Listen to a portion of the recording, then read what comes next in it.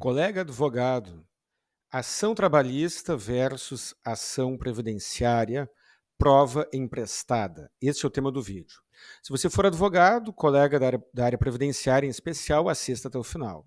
Se você tiver ajuizado alguma ação trabalhista, agora, se você não for advogado, se você for um trabalhador, um segurado, e tiver ajuizado alguma ação trabalhista no passado e estiver com alguma incapacidade para o trabalho, na iminência de abrir alguma discussão com a INSS, também assista até o final. Meu nome é Guilherme Colim, do canal Saiba Direito, sócio do escritório Colim, Ramos e Jesus Advogados. Por favor, curta, comente, compartilhe, por favor, não pule as propagandas e vamos lá. Olha só, pessoal. As decisões da Justiça do Trabalho não vinculam o juiz da vara previdenciária. Não há vinculação direta. Mas o advogado, ao ajuizar uma ação previdenciária, é muito importante que ele pergunte para o cliente se ele ajuizou alguma ação trabalhista envolvendo, em que algum momento tenha sido envolvido direto ou indiretamente aquela doença, aquela incapacidade. Por quê? Prova emprestada. Independente do resultado da ação trabalhista, as provas que forem produzidas lá, envolvendo prova testemunhal e principalmente prova pericial, poderão ser usadas na ação previdenciária. Você, colega advogado, quando possível, eu recomendo que baixe todo o processo trabalhista em PDF, todo ele. Ah, mas é gigante. Ok. Então é gigante? Beleza. Então baixa esse processo gigante. E, ao ajuizar a ação previdenciária, inclua a íntegra do processo trabalhista, que pode ser gigantesco, e também destaque aquilo que lhe interessa. A prova pericial, ou talvez a prova testemunhal, ou depoimento pessoal do reclamante ou do reclamado, em arquivos separados, e explore isso na ação previdenciária. De que forma? Vamos lá. Vamos começar pelo mais fácil, pelo mais óbvio. A perícia. A pessoa, o segurado, ajuizou uma ação trabalhista e vamos imaginar que ele perdeu a ação. Ele perdeu a ação trabalhista porque ele estava discutindo uma série de coisas ali, inclusive vínculo de emprego que não foi comprovado. Se o vínculo de emprego não foi comprovado na ação trabalhista, beleza, então ele não tem vínculo de emprego. Digamos que ele trabalhasse, digamos que no momento do acidente, do início da incapacidade, ele estivesse trabalhando sem carteira assinada e não comprovou o vínculo de emprego. Não tem problema. Você, caso ele ostentasse a condição de segurado, ele terá direito ao benefício previdenciário e a prova produzida naquele processo, e aquela prova pode ser, na questão pericial, a incapacidade ou as lesões ou a doença que ele alegou ter sofrido e que foi reconhecida na sua totalidade ou em parte pelo perito trabalhista. Aquela prova também não vinculará o juiz da vara previdenciária e também não produzirá vínculo ao perito da vara previdenciária, mas tem um baita peso de convencimento.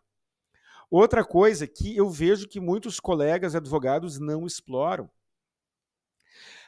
Existe uma frase popular que é: contra fatos não há argumentos. Então, muitas vezes, a discussão é travada com base em argumentos lógicos e teóricos e são construídas teses de um lado e de outro. Mas, às vezes, tudo isso não se sobrepõe a um fato, o fato da incapacidade. E aí nós temos, às vezes, uma ação em que tem lá o livro-ponto do empregado, tem ali o depoimento do empregador dizendo que aquele empregado faltou 500 vezes, faltou não sei quantas vezes em pouco tempo, que vivia faltando.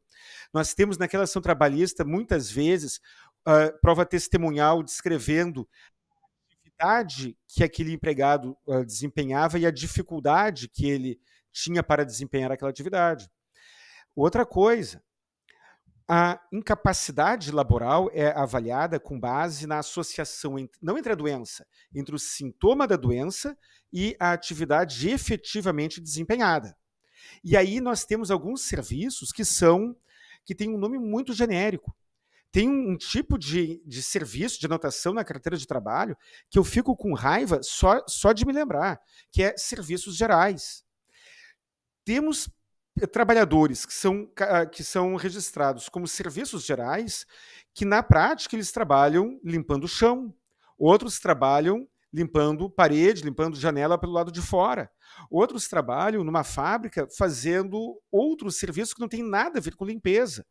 Então, serviços gerais é a mesma coisa que não dizer nada.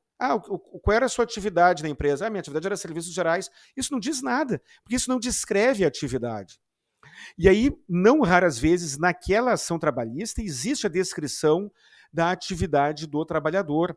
E existe a descrição, na maioria das vezes, da fotografia no seu pior ângulo para o trabalhador. Então, o cara, ele trabalha como serviços gerais, mas na prática ele tem que carregar não sei quantos quilos de escada. Às vezes, aquele trabalhador ele está discutindo justamente as condições do ambiente de trabalho dele, que ele precisa fazer uma série de atividades em um ambiente que exige um esforço adicional. E na ação previdenciária você não vai discutir as obrigações que o empregador cumpriu ou deixou de cumprir. Você vai discutir o sintoma da incapacidade, o sintoma da doença, e a produção ou limitação da incapacidade para a atividade que ele efetivamente desempenhava, não para a atividade que ele deveria desempenhar. Vamos imaginar, a pessoa tem que trabalhar e precisa subir escadas, 4 lances de escada, e não podia usar o elevador. É ilegal o empregador proibir o empregado de usar o elevador, por exemplo. Mas isso não vem ao caso em uma ação previdenciária. A questão é que, legal ou ilegal aquela atividade ali, o que era exigido dele, ele não está capaz para desempenhar aquela atividade.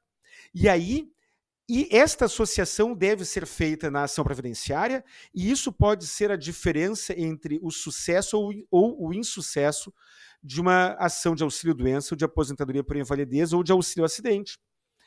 Essa associação, cujo ônus é do segurado, é do advogado do segurado, que muitas vezes não é tratado com o devido empenho, esta associação, ela não se restringe ao segurado empregado.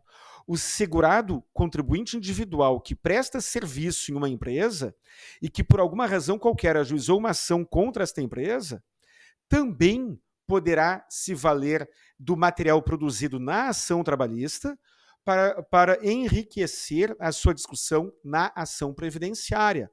Nós temos como exemplo de prestadores de serviço, um exemplo muito fácil, é aquela pessoa que habitualmente vai prestar consertos e manutenções, manutenção predial, manutenção em equipamentos, e que muitas vezes esse desempenho da atividade de manutenção ela é realizada com uma frequência tal que está na fronteira entre o vínculo trabalhista e a atividade autônoma. E aí a pessoa entrou com a ação trabalhista e perdeu. Beleza. Mas naquela ação trabalhista ali tem elementos, às vezes é uma mina de ouro para o advogado da área previdenciária. É uma verdadeira mina de ouro, muitas vezes. E eu peço, então, para você, colega advogado da área previdenciária, sempre pergunte para o seu cliente se ele teve alguma ação trabalhista no passado, ainda que seja uma ação que tenha tido um resultado desfavorável. Queridos inscritos, um grande abraço e até o próximo vídeo.